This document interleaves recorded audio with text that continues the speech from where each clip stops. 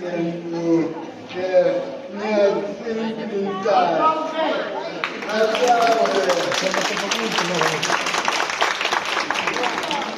Acum, înainte să vă întrebăm,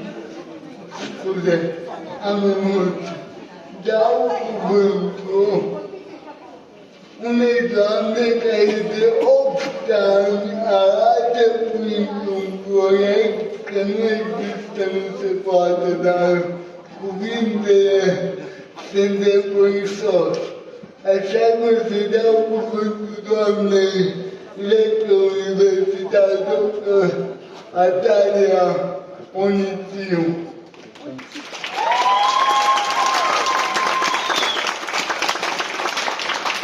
Mulțumesc frumos, Alex. Mulțumesc frumos nu numai pentru că mi-ai dat cuvântul, dar și pentru că datorită ție suntem seara asta aici. Seara asta Socio Claus se arată